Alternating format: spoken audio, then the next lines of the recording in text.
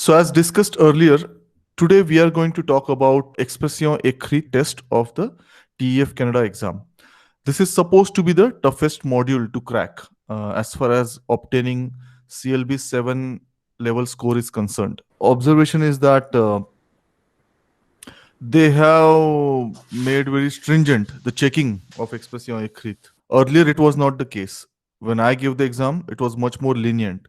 And I think the reason for that is because, first of all, they increased the immigration benefit of TEF Canada, right? Earlier, you used to get 40. I only got 42 points for my exploits, but now you get 62 extra points.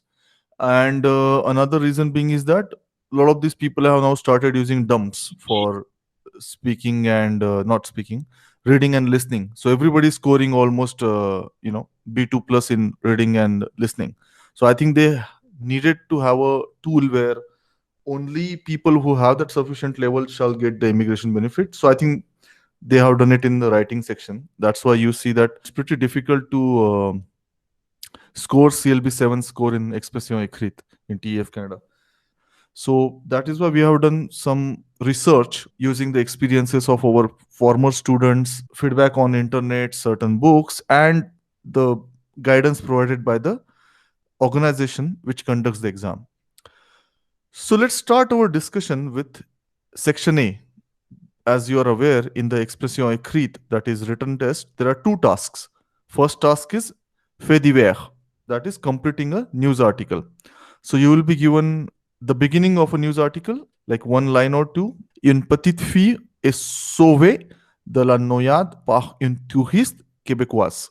So they will give you this headline here, and then you have to advance the news article basically.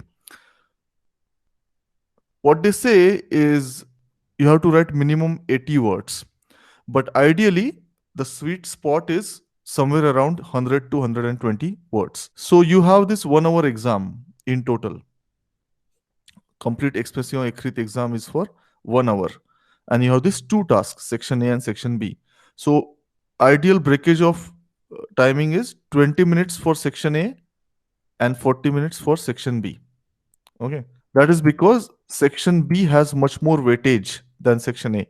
So that is why this difference. Also, section A is just about 100 words, whereas section B is about close to 300 words. Now, so as I said, this is the sweet spot. Good news is that nowadays you get this software because you are giving the exams on computer. You can see the word count. Earlier, when I gave the exam, it was on paper. So I had to manually count the words. You don't have to do that anymore. So that will save you some time. So keep it between 100 to 120 words. Now let's focus on what to do during these 20 minutes that we want to spend on section A. One trick that you can do, and that is up to you, you can try it out. I used to write section B first because it has more weightage. I wanted to have calm and peaceful environment around me. Like usually you rush in the last few minutes. So I used to do section B first, and then in the last 20 minutes, I should write section A. So even if, let's say, in the end I'm struggling to finish it, I will lose out on some marks in the section A, which has less weightage. So that is one strategy I had, but you choose your own, whatever you feel is more comfortable, you feel more comfortable with. So in this 20 minutes, you should spend 5 minutes in planning. And this is very important. What people do sometimes is that they read the start beginning of the article that is given, and they start writing by some intuition or by some hunch, or they have some kind of idea where to go. The problem is, if you start writing without planning, it is possible that you end up getting stuck somewhere.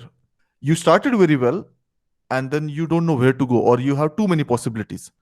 And then what happens is, once you get stuck, you lose time very rapidly, and that might result into some kind of breakdown. You might just start feeling the pressure, right? Because every second which is passing by is reducing the time from your section B. So you don't want to get stuck. Like, you don't want to have a situation where you started writing, you wrote 3 lines, and you have no idea where to go. Or even worst, whatever now you are going to write needs correction from the first 3 lines. Whatever you can think of now, makes no sense with the what you have written so far. So you have to change that and rewrite again. That's disaster. And that can happen. That can totally happen. Time is really less. 20 minutes or not much. You will see that. How was your experience during the entrance test that we conducted? Yeah, no, actually, I did plan it. So I saw it and I got an idea, and then I decided like I had like a 3 or 4 point outline that I wrote down, and then I kind of filled in like three sentences in each section of my outline. Wow. That's a fantastic word, outline. Yeah. So this is what precisely you should do in those 5 minutes. Trust me, it might seem like, okay, I have just 20 minutes and I'm going to spend 5 minutes in that in outline. No, but it's worth it. Because if you get stuck, you will lose much more than 5 minutes. So it's very important to spend 5 minutes thinking about it. You should have an idea. What are you going to write? You don't have to write the complete sentences. Like outlining doesn't mean that in those 5 minutes you should write five, six sentences. Just write the points. Okay, this is what is given. Okay, this happens, then this happens, then this happens, then this happens, and yeah, that's it. And then yeah, this is my conclusion. So just have a plan. Basically, this 5 minutes is meaning having a plan. Once you have a plan, then you can just focus on your French, the expressions, the grammar, the spelling. You don't have to worry about stopping and thinking and stopping and thinking, and and then at some point of time, if you don't have any idea and you get stuck, don't run into that issue. Now, another thing that you should be wary of is, because there's such a limited time in this particular activity, right? You're not supposed to write something which is extremely creative or extremely interesting. You're not creating a short film here. You're not writing a screenplay. Okay, this is just a news item. Sometimes the news items are very, very, bland. Nothing really happens. I mean, nothing interesting happens. Something happens. That's it. There's nothing interesting. There's maybe sometimes very illogical things happen. You don't have to make it interesting. So do not lose time in that. So basically, don't try to be Aaron Sorkins. Okay, don't try to be a screenwriter or storyteller or something. If it occurs to you naturally, something logically interesting or something, set of events, good. If it doesn't, write something. Write something which is plausible. Doesn't have to be extremely interesting or creative. That is not the point. They're not judging your creativity. What is being judged is your level of French. So focus on that. Okay. Now, another mistake that people do. This is fait divers. It's a news article. Okay. Don't start était un jour. Once upon a time, there was a zoo. There were a lot of animals in the zoo. One student in the entrance test, she wrote the it was a cadaver, right? Like the body in the hospital, walking out of the hospital. She wrote, I was very small. I remember this very well. I went to my grandpa's house for vacations, and my grandpa was a doctor. So he invited me to his clinic. Why? Who asked you? Why are you making it about you? You are a reporter. Consider yourself as a journalist. You're writing a news item. Fait divers. Don't go that way. I remember very well. I was very small. I went with my dad to this stadium for watching a match. No, you're not telling a story to your grandson. Okay? Keep it an article. It should not read like a story. It should not read like a novel or screenplay. People say, very descriptive. It was very windy that day. A lot of animals were flying around. It's a news article.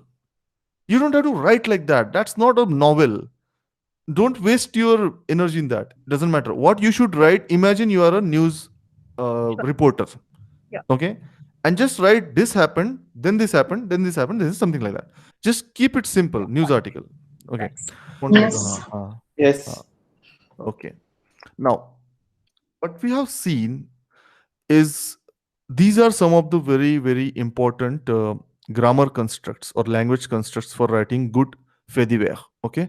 So, first thing you should do, go back and study them very, very